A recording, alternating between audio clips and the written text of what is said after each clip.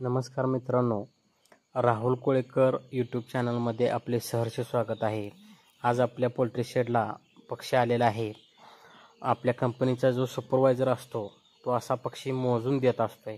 बघा तो कसा मोजतोय, बघा सगळा इकडं काढतोय आणि प्रत्येक हातात 2-2 देऊन असा मोजून घेतला। एका ट्रेमध्ये 80 असतात, ते सगळे पक्षी मोजून देतात आणि ते पक्षी आपल्याला पुढे उभारून मोजून घ्यायचाच आहे। जर कमी लागला तर ते तुमच्या अंगावर असतोय।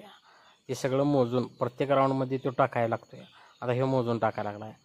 आता ह्यात आपल्या म्हणजे कसं आहे माहिती आहे का, सगळं मोजून घेणं ही गरजेचंच आहे। जर नाही मोजून घेतलं तर ते तुमच्या अंगावर पडतंय। त्यामुळे ती मोजून घेणं ही अनिवार्य आहे। शेवटला जर पक्षी कमी लागला तर कंपनी तुम्हाला अजिबात माफ करत नाही, ते तुमच्या अंगावर टाकते ती आणि ती अंगावर पडले की तुमच्या खिशातले पैसे जाते ती।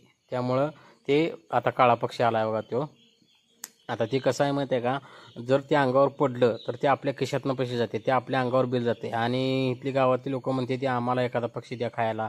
अरे कुठला द्या, मग ते असं तिकडे इकडे असं तसं ह्यावून झालं तेव्हा कंपनीचे हे देते ते। अहो आमच्या कंपनीला वगैरे असे मोजून देते ती, आम्हाला ह्यांना मोजून द्यायला लागतं। एकही पक्षी इकडे तिकडे करून चालत नाही। सुपरवायझरला एखादा खायला दे म्हटलं तर तो तरी तो सुद्धा देत नाही।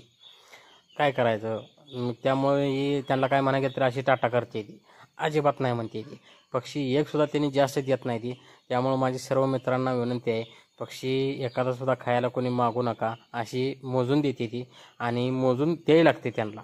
हा काळा वाघ ढाण्या आपल्याला आलेला आहे आपल्या शेडमध्ये। व्हिडिओ कसा वाटला नक्की सांगा।